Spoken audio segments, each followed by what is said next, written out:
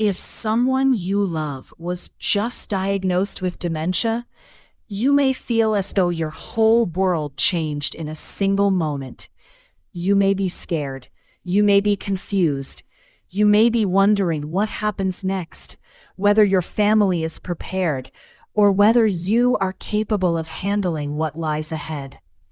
If that is where you are today, I want you to hear this before anything else. You are not alone. You do not have to understand everything today. You do not have to make every decision this week. And you do not have to become a perfect caregiver overnight. For now, take a slow, deep breath. In this video, we are going to walk through the first steps together. My hope is that by the time we finish, you will feel a little calmer, a little more confident, and better prepared to take the next step. My name is Durnay, and welcome to Durnay's Caregiving Haven. I'm a doctor of chiropractic and a certified dementia practitioner. I've spent more than 20 years as a personal and professional caregiver, supporting individuals navigating dementia. One of the most important lessons I have learned is this: a dementia diagnosis changes life, but it does not erase the person you love. There may be difficult moments ahead, but there can also be shared smiles, meaningful conversations, familiar music, gentle laughter, and quiet moments of connection. Your relationship may change, but love and connection are still possible. Let's begin by talking about what dementia actually is. Many people think dementia is one specific disease, but it is not. Dementia is an umbrella term. It describes a range of conditions that affect the brain and interfere with thinking, memory, reasoning, communication, judgment, or the ability to manage everyday activities. Alzheimer's disease is the most common type of dementia, but it is not the only type. Other types include vascular dementia, Lewy body dementia, and frontotemporal dementia. Some people may also have more than one type at the same time. Different types of dementia can affect the brain in different ways. That means the first changes you notice may not always involve memory. One person may forget recent conversations or repeat the same question. Another person may have trouble finding the right words. Someone else may begin making decisions that seem unusual or unsafe. There may be changes in movement, mood, personality, sleep, or the ability to complete familiar tasks. Most importantly, every person experiences dementia differently. Even two people with the same diagnosis may have very different symptoms, abilities, and needs. Try not to measure your loved one's journey against someone else's story. Their experience will be their own.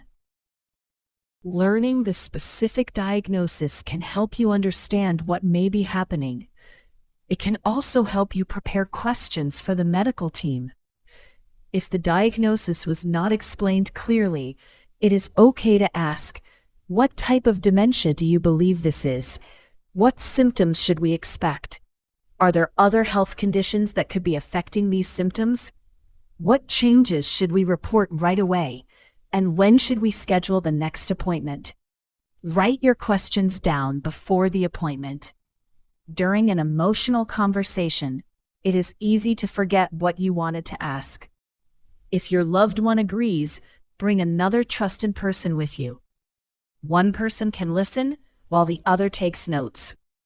You can also ask for written information to review later, when you have had time to breathe and think. So, what should you expect after a diagnosis? The honest answer is that no one can predict the journey perfectly. Dementia usually changes over time, but the pace can be very different from one person to another. Some people experience gradual changes over many years. Others change more quickly. Abilities may also vary from one day to the next, or even from morning to afternoon.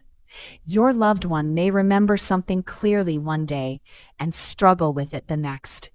They may complete a familiar task without help in the morning, but need guidance later when they are tired. This does not always mean that the condition has suddenly become much worse. Fatigue, stress, pain, hunger, thirst, poor sleep, medication effects, an unfamiliar environment, or an illness can affect how a person functions. Pay attention to sudden changes. If your loved one becomes much more confused, agitated, sleepy, unsteady, or physically different over a short period of time, contact a healthcare professional. Do not assume that every new problem is simply part of dementia. Sudden changes may need a medical evaluation. As you move forward, it may help to change the way you think about caregiving. Caregiving is not about fixing dementia. It is about helping a person live as safely, comfortably, and meaningfully as possible. It is about supporting the abilities they still have. It is about adapting when something becomes difficult. And it is about protecting the person's dignity while also protecting your own health and well-being. Now I want to share 5 important things I believe every new caregiver should know. The first is this: you do not have to know everything today. A new diagnosis can make everything feel urgent. You may feel pressure to research every symptom, make long-term plans, change the entire house, and solve problems that have not even happened yet.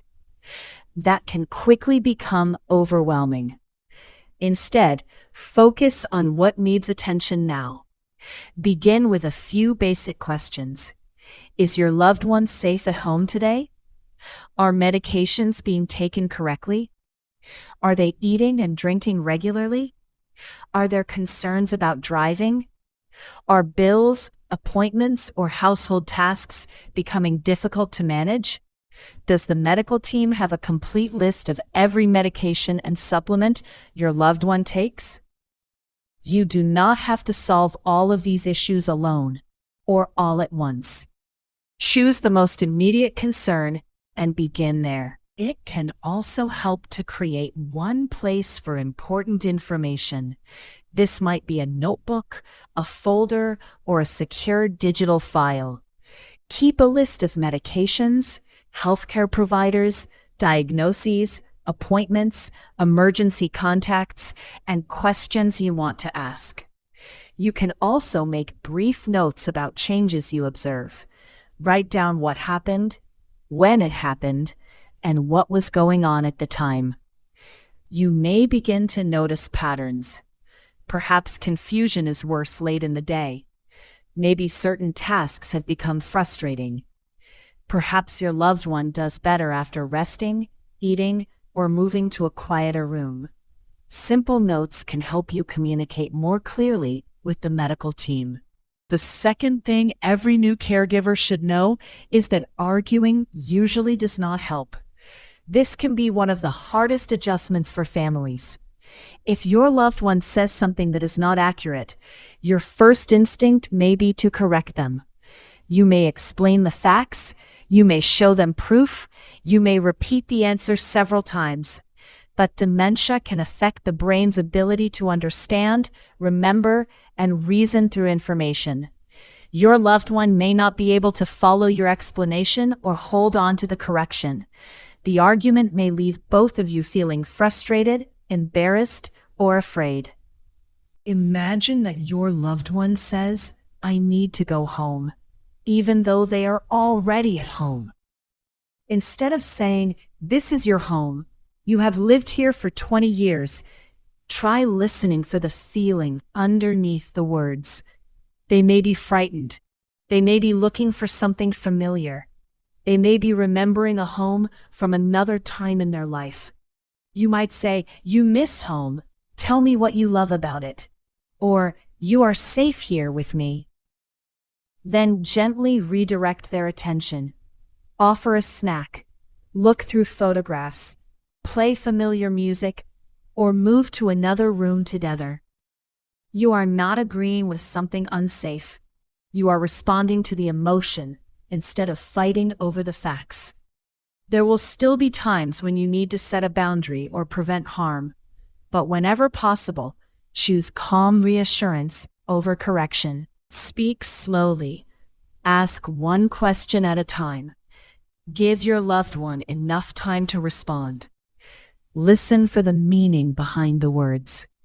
Avoid talking down to them or speaking as though they are not in the room. Your goal is not to win an argument.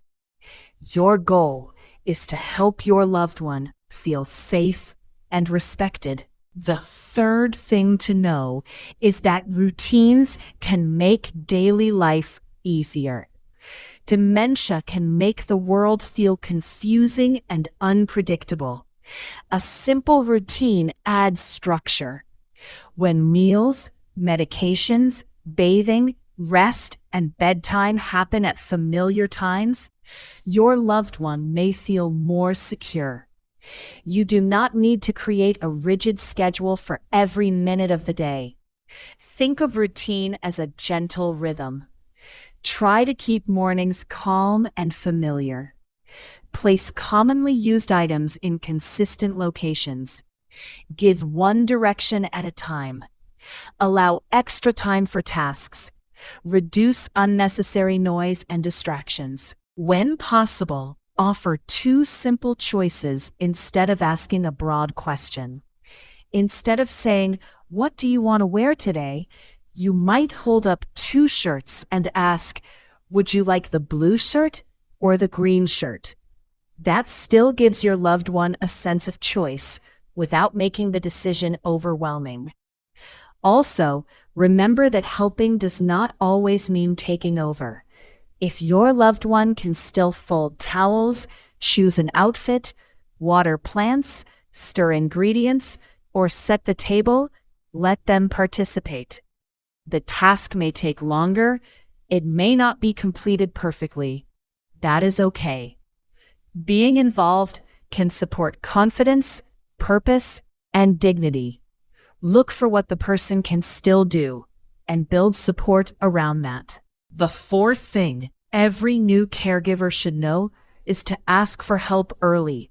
Please do not wait until you are completely exhausted. Caregiving can slowly become more demanding. Families often adjust one small task at a time without realizing how much responsibility they have taken on. You may begin by driving to appointments. Then you start managing medications. Then meals, bills, phone calls, paperwork, bathing, supervision, and nighttime concerns are added. Before long, one person may be trying to carry everything. Start building your support system now. Make a list of people who may be able to help. Family members, friends, neighbors, members of your faith community, healthcare professionals, caregiver support groups, and local aging services may all become part of that circle. When someone offers to help, give them a specific task. You might say, "Could you bring dinner on Thursday? Could you stay with Mom for 2 hours while I go to an appointment? Could you pick up the prescriptions? Or could you call Dad on Tuesday evenings?" People often want to help but do not know what is needed. A clear request makes it easier for them to say yes. This is also a good time to begin conversations about healthcare wishes, legal documents, finances, and future care while your loved one can still participate as fully as possible. These conversations may feel uncomfortable, but early planning allows your loved one to express what matters to them. It can also reduce confusion later. Because laws are different from one place to another, seek guidance from qualified legal, financial, and healthcare professionals in your area. Asking for professional help is not a sign that you have failed. It is part of responsible caregiving. And the fifth thing I want you to know is that your feelings are normal. You may feel sad, angry, frightened, guilty, or numb. You may feel love and frustration at the same time. You may grieve changes that have already happened while worrying about changes that may come later. You may even feel relieved that there is finally an explanation for what you have been noticing. None of these feelings make you a bad person. They make you human. You are adjusting to a situation you did not choose. Give yourself permission to have difficult days. Talk with someone you trust. Consider joining a caregiver support group where you can speak with people who understand this experience. Protect the basics of your health as much as you can. Eat regularly. Rest when opportunities arise. Keep your own medical appointments. Step outside for fresh air. Accept help without apologizing for needing it. You may hear people say you have to take care of yourself, and that can feel like one more responsibility added to an already long list. Self-care does not have to mean a vacation or an entire day away. Sometimes it means sitting quietly for 10 minutes. Sometimes it means letting someone else prepare dinner. Sometimes it means saying, "I cannot do this alone." Your well-being matters. You are not separate from the care plan. You are part of it. As you begin this journey, remember to look for what is still possible. A diagnosis does not remove the need for respect, belonging, purpose, affection, and joy. Your loved one may still enjoy favorite songs, familiar foods, time outdoors, family stories, gentle movement, prayer, humor, or simply sitting beside someone they trust. As words become harder, connection can continue through tone of voice, facial expression, touch, music, and presence. Not every day will be easy. Some days may feel heavy. There may be changes that require new decisions, more support, and time to adjust. Hope does not mean pretending those challenges are not real. Hope means recognizing that meaningful moments can still exist within a difficult journey. You do not have to create a perfect day. Sometimes a peaceful moment is enough. Sometimes a shared smile is enough. Sometimes helping your loved one feel safe for the next few minutes is enough. If the diagnosis is new, here are the first steps I want you to remember. Learn what you can about the specific diagnosis. Write down your questions. Focus on the most immediate safety and health concerns. Begin organizing important information. Create simple routines. Choose reassurance over unnecessary arguments. Let trusted people know that you may need help. Begin important planning conversations early, and take care of your own health along the way. You do not have to complete this entire list today. Choose one step. Then, when you are ready, choose the next one. If this video helped you feel a little more prepared, subscribe to Derne's Caregiving Haven and join me for more practical, compassionate guidance for the caregiving journey. You are welcome to share in the comments what question you would like me to answer next. Please protect your family's privacy and avoid posting personal medical information. A dementia diagnosis is not the end of your relationship. The road ahead may look different from the one you expected, but love, dignity, connection, and meaningful moments are still possible. You do not have to have all the answers today. You only have to take the next step, and we will take many of those steps together.